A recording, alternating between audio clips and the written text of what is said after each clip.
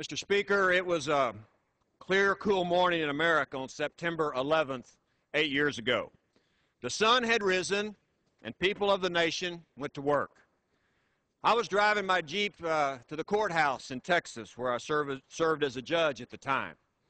And KILT radio in Houston interrupted a Willie Nelson song and reported that a plane had crashed into a tower at the World Trade Center. Then a second plane had hit the other tower in New York City.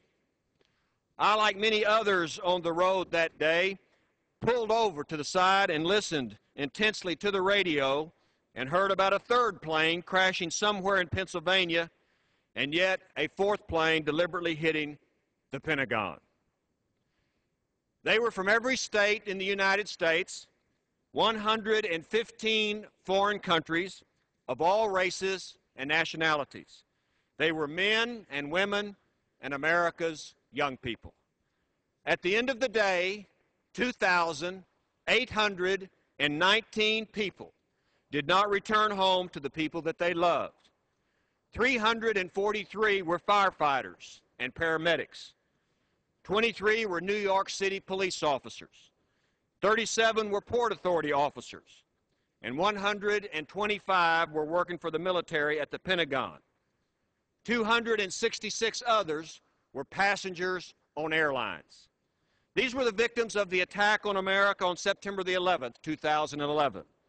The enemy we faced and still face killed in the name of religion the innocents of this nation.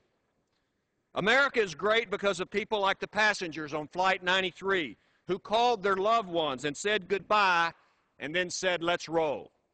They knew it was up to them to stop the terrorists on that plane. They were unarmed and already had seen others murdered before their eyes. But they did what it took to stop the terrorists from doing whatever the terrorists had planned to do to our nation. It didn't matter whether they were flying into the Capitol or the White House or exactly what they were going to do. The passengers of Flight 93 were not going to let them do it, no matter what it was. They saved innocent lives on the ground when they forced that plane down in Shanksville, Pennsylvania. What makes America great is her people. Ordinary Americans who strap on hundreds of pounds of gear and run into a building that's on fire to help people who are scared and injured and don't know where to go to be safe. Paramedics and police officers and firemen and Port Authority officers who climbed hundreds of flights of steps, climbing up while everyone else was trying to get out of a building that was on fire. They went into those darkened stairwells even after one building had collapsed, even after they knew that hundreds of their friends and family members and co-workers had just likely been killed when that first building came down. They kept on trying to save people whose lives they had been trained and to be responsible for. They took an oath and stood for that oath, and we would hope that we would all do the same. And that's what makes America the rare breed. Through the smoke, the fire, the dust, and the debris, these extraordinary people, American hero looks like. What sets Americans apart is the bravery of the people that face challenges. We are continually being underestimated because no other country in the world can understand what an American feels when confronted with the type of evil that confronted us on September the 11th, 2001.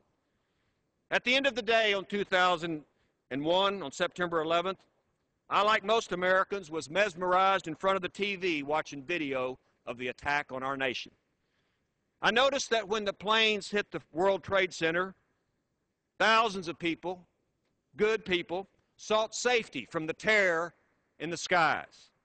But there was another group, a handful, that rare breed, that when the planes hit those buildings, they ran as hard as they could to confront that terror.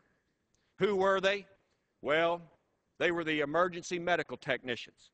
They were firefighters. They were police officers. And they were just regular Americans. Their first inclination was not to run and hide. Their first inclination was to fight back. And that's exactly what they did. They showed the pride that we feel in our country when we see the flag waving and say, "These colors don't run." And we mean it. So, Mr. Speaker, while it's important to remember those that died that day 8 years ago, it's just as important to remember those that got to live and had another chance at life because America's first responders were there and answered the call to defend America. And that's just the way it is.